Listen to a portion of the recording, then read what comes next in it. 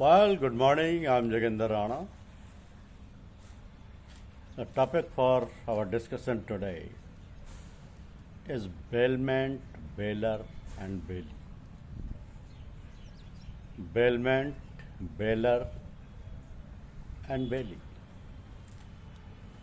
In insurance claims, we often come across situations where a loss or damage has occurred in the custody of a Bailey. Whereas the legal provisions relating to the carriers of goods are well known, the issues of law pertaining to a Bailey of goods are rarely highlighted. So the purpose is to bring forth some of the aspects relevant to this important topic. Bailment is defined in Section 148 of the Contract Act 1872. As a bailment is the delivery of goods by one person to another for some purpose, upon a contract that they shall, when the purpose is accomplished, be returned or otherwise disposed of according to the directions of the person delivering them. So the person delivering the goods is called the bailor. The person to whom they are delivered is called the bailee. Now Section 151 says, in all cases of bailment, the bailee is bound to take as much care of the goods bailed to him as a man of ordinary prudence would under similar circumstances take care of his own goods of the same bulk, quantity and value as the goods bailed.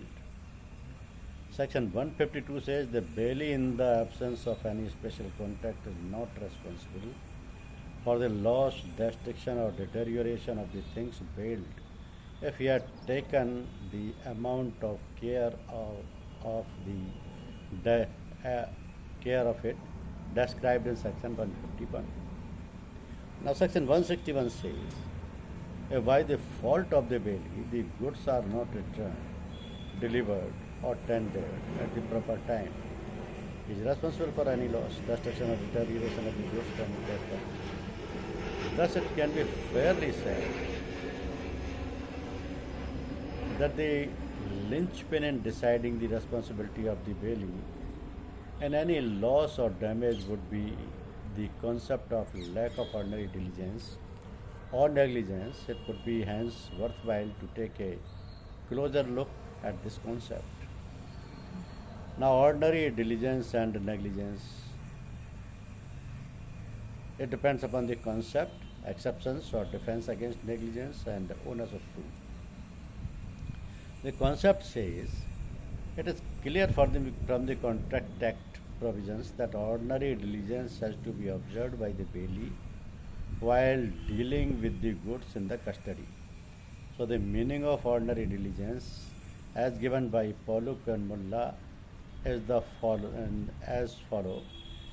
This is that may be taken to be such diligence as a prudent man would consider appropriate to the matter, having regarded to the importance of the transaction in itself and of the representations in question as affecting its results. So, a possibility of discovering the truth by inquiries involving trouble to expense, but trouble to expense out of proportion to the value of the whole subject matter would not. It is conceived by means of discovering the truth with ordinary diligence. So the classic definition of negligence was given in the English case, Blyth versus Birmingham, that the breach of a duty caused by the omission to do something which a responsible man, guided by those considerations which ordinarily regulate the contract of human affairs, would do, or doing something which a prudent and reasonable man would not do. So simply put, negligence means absence of care. To establish negligence, the following conditions are to be satisfied: existence of duty of care towards the injured party, breach of that duty, injury or damage as a consequence of the breach, causal connection between the breach of duty and the injury of death. Now, defense against negligence. Common defense for negligence are voluntary non-fatal injury. This means to whom who is willing there can be no injury. To whom who is willing there can be no injury. In others, a person who willingly undertake to accept this risk involved in any activity cannot complain of injuries consequent to the activity. The second is act of God or which measure. This is an event due to natural causes directly or exclusively without human intervention. The division bench of the Madras High Court in P.K. Kalasamy Nadar versus B.K. versus K. Pandu Mazaliar and others, 1962 Madras 44, has observed that an act of God will be an extraordinary occurrence due to the natural causes, which is not the result of any human intervention and which could not be avoided by any amount of foresight and care. For example, a fire caused by lightning.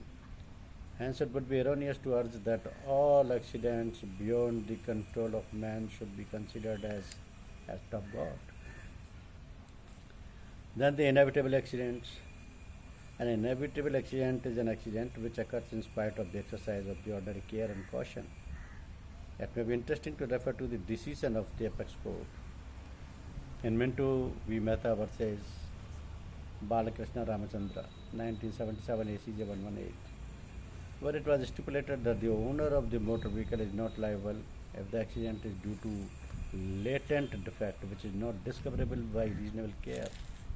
However, it is their duty to show that they had taken all reasonable care and that despite such care the defect remains hidden. Then emergency. If a person in a moment of imminent danger acts in a way which causes injury to another, he will not be held liable for negligence. If his act was not unreasonable in the difficult situations in which he was placed. Contributory negligence. If a person suffers injury or damages partially due to his own fault, then the liability will be suitably reduced. Disclaimer: persons may restrict their liability by incorporating conditions in the agreement entered into with other parties. Limitations: an action can be time-barred under the provisions of the relevant statute of the Limitations Act 1963. Accord and satisfaction. If a claim has been settled by agreement and a binding discharge obtained, it cannot be reopened. And then comes onus of proof. Under common law, the burden of proving negligence rests with the person who has suffered injury or damage. However, circumstances surrounding the accident may be such as to lead to a presumption of negligence. This is known as the common law rule of res ipsa loquitur, means the thing speaks for itself. In such cases, the burden of proof shifts to the negligent person to prove that he was not negligent. So, with regard to the liability of a Bailee, it may be pertinent to note that the observations of the National Consumer Dispute Redressal Commission and International Airport Authority of India versus Messrs. Solidaire India Limited, 1986-90 and Consumer 3606, which throws a new light on the issue. The burden of proof lies on the Bailee to show that such care as a man of ordinary prudence would have exercised was duly exercised by it. So the law is thus stated in Indian Contract Act by Pollock and Mullah is that in cases governed by the provisions of section 151 and 152, the loss or damage of goods entrusted to a Bailee is prima facie evidence of negligence, and the burden of proof, therefore, to disprove negligence lies on the Bailee. So that means comparison with the liability of a common carrier should be there. It may also be relevant here to compare the liability of a common carrier with that of a Bailee. In the case of Patel Roadways Limited versus Birla Yama, 1986-2002, the Supreme Court has referred to the Privy Council decision and says a common carrier is responsible for the safety of the goods entrusted to him in all events except when loss or injury arises solely from act of goods, from act of God or the Queen's enemies, or from the fault of the consignor or inherent vice in the goods themselves. In the referred case, the Supreme Court noted that the liability of a common carrier is that of an insurer. It therefore follows that notwithstanding the fact that there is no negligence on the part of a common carrier, he is liable to compensate the owner of goods for loss or damage of the goods entrusted to him. So, common carrier is liable as an insurer and a bailee only for negligence. Negligence is not to be established in a case against a common carrier, as it is liable even though not negligent. There is requirement for a statutory notice for carriers within 6 months of knowledge of loss, which is not applicable in the case of bailee. And the time limit for filing suits in both cases is 3 years from the knowledge of loss, as per the provisions of the Limitation Act 1963. Now, the effect of a special contract. Section 152 of the Contract Act states that in the absence of any special contract, the bailee is not responsible for the loss or destruction or deterioration of the things bailed, if he had taken the care of it described in Section 151, which is that requiring ordinary diligence. So, an issue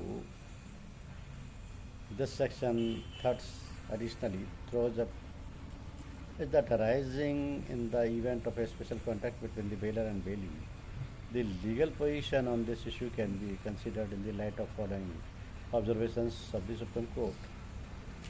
And the Supreme Court says, it is clear from the above that any special contract entered into by the bailee will have an important bearing on his legal responsibility for the goods under his care and custody.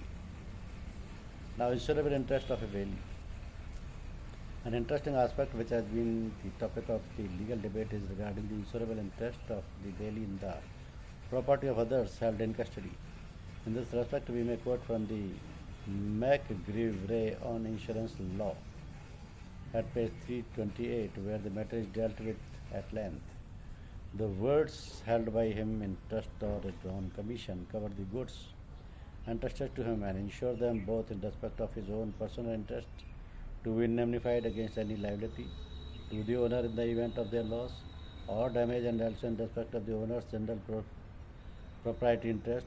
Such an insurance affected by a commercial trustee is one which is affected prima facie on his own behalf and on his own insurable interest, and not as agent or on behalf of the owner of the goods, but he is entitled nevertheless to recover the full value of them in case of loss, but only in terms imposed by equity or holding trust for the owner of the goods.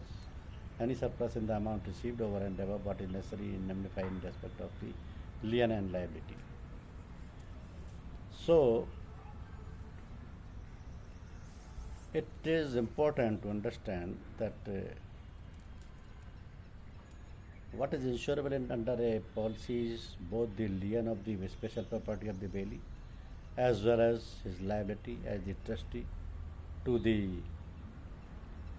true owner of the goods. The qualifying words for which he is responsible in the policy would, however, restrict the insurer's liability to the extent of the assured's liability to the owner of the goods. Hence, considering the specific requirement of a bailee for insurance,